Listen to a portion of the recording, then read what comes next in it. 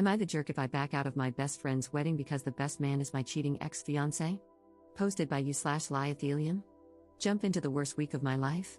I was with my ex-fiancé for 6 years, loved him with every fiber of my being, and had our wedding planned for August. I turned down a job offer so I could move with him for his next Air Force assignment. On Monday, a call girl from a website called Massage Republic texted him in the middle of the night, saying she was reaching out to old clients because she was back in the game. His phone was at my house while he was flying. I texted back, telling her she must have the wrong number. She said she didn't. In a rare moment of clarity, I pretended to be him instead of the jealous girlfriend, and the call girl gave me all the details. I'm such a fool, this had been happening under my nose for years. I confronted him. He claimed to be a sex addict and promised to change. I considered it for half a second and said no. Cue uncontrollable crying, self-doubt, a battery of STD tests, awkward encounters with him, a fight over the ring, and his mom, whom I loved, calling me non-stop, begging me to reconsider, on and on. And on top of all this, my best friend is marrying his best friend on May 11th. The groom doesn't want to rock the boat by picking a new best man. The bride says she has way too much on her plate and is begging me to just go through with it, promising to make it up to me. I've never hated a human being as much as I hate him. I can't be in the same room with him, let alone walk arm in arm with him. I understand that the whole wedding doesn't need to fall apart just because I'm upset, but I just want to skip it, spend the day downing the leftover Percocets from my wisdom tooth operation, F as many Tinder dudes as I can find who don't mind that I haven't showered, and burn all his crap.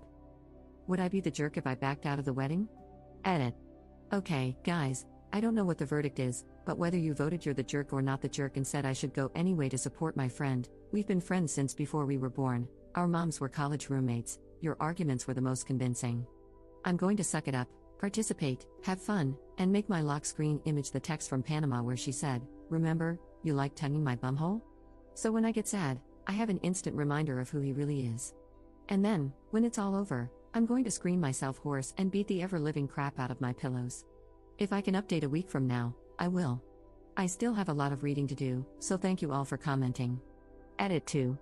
Guys, I've had the worst week of my life and have been crying almost non-stop since 3 a.m. last Monday, or Tuesday, or whatever. I need to clear up people calling my best friend the jerk, that just isn't the case at all. I love her as much as I love any person on the planet, and she has my back. But this wedding is now a week away. It's not as simple as kicking me out or asking my ex-fiancé not to come. Everyone is furious with him, but only she, he, and I know the details about the call girls. My ex's parents, grandparents, and everyone else will be at the wedding. He's as close with the groom as I am with her. If they make big changes now, the day becomes about what he did, not about the wedding. It's not my place to demand that the groom change his best man, a week out, no less. Plus, like I said, he knows my ex cheated, but he doesn't know my ex was sleeping with prostitutes. If I bring that up, this whole week will become about that. My best friend and her groom being jerks isn't even an option on the table. They didn't do anything wrong and are just reacting with the best information they have. My friend has even offered to let me and my ex-fiancé walk in with other people or separately, but I'm not going to do that. First of all, because I think it will look weird. And secondly, because I foresee getting a sick sense of satisfaction from touching him one last time, forever, and having him know that the spark he feels could have been forever come August, but he screwed it up. Update 2 days later. Is it possible for a cheater to change? This is almost an indescribable situation because if you had asked me last Sunday, I would have told you I had a perfect relationship. Monday night, he was flying, he's a pilot in the Air Force, and had left his phone at my house. In the middle of the night, it buzzed. It was a call girl named Panama who had quit for a while and was reaching out to old clients because she needed money. I logged into his phone, we share passwords on almost everything, and initially told her she had the wrong number, but far too much of what she said was identifiable to him. I confronted him when he got home, and he didn't try to deny it at all. He confessed that he had seen 2 separate call girls for about a year, sometimes at the same time.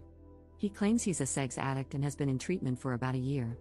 I knew he was in counseling, but I thought it was for grief over a friend of his dying overseas. He promises me that he hasn't seen either of the girls for 18 months and that it's the only time he's ever cheated in the 6 years we've been together. Last week, I was livid. I couldn't stand to be around him, lest I might do things I would regret. Last night, in a moment of weakness, I called him because I just wanted to hear it from him one more time, why he did it, why he needed call girls. I was so open to trying anything in bed, just why? And the truth is, I miss him so much it's killing me, so a part of me just wanted to hear his voice and know that he's alive in this world. We ended up having the friendliest conversation we've had since I found out, over the course of about 4 hours.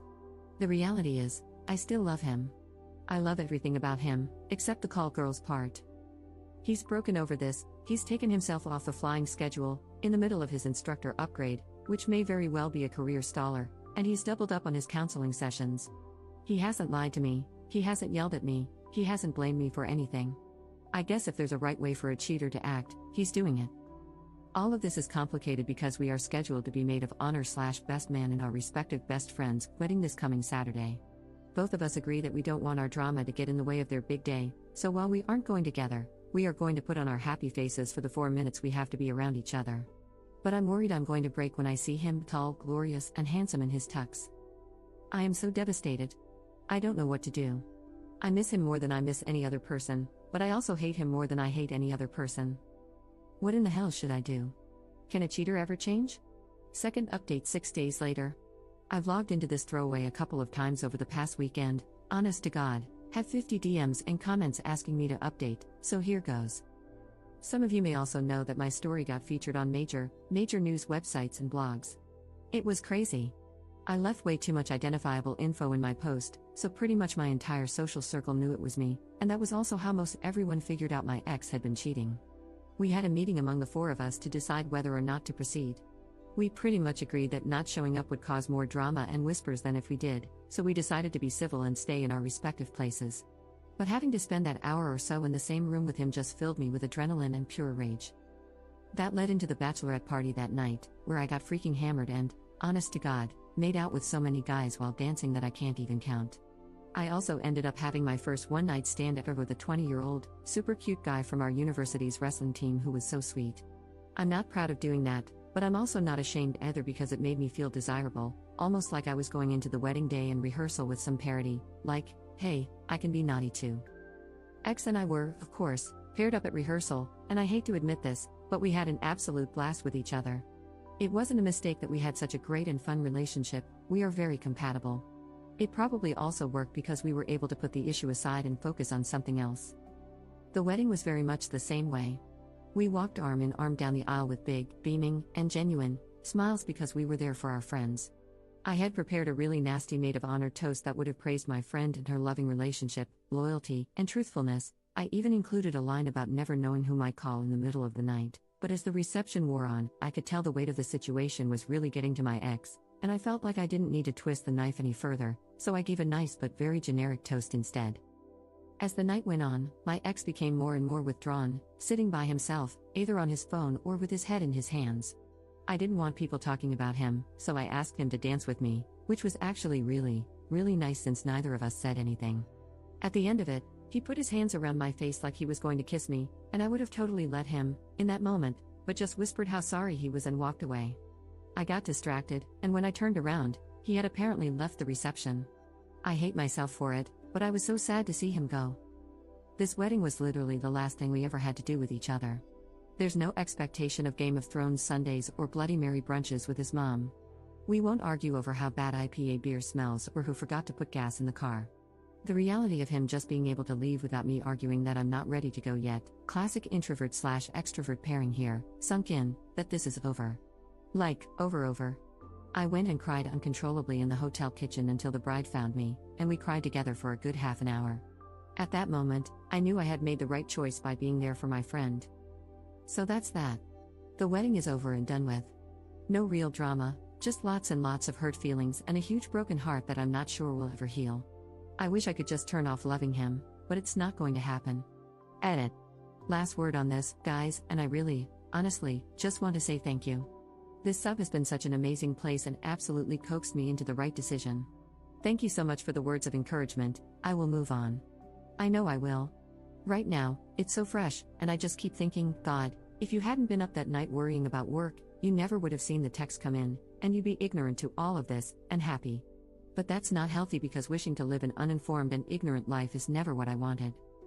Anyway, I'm indulging in self-pity, and I don't want to do that anymore. This has been a crazy ride, and I just want to say thank you.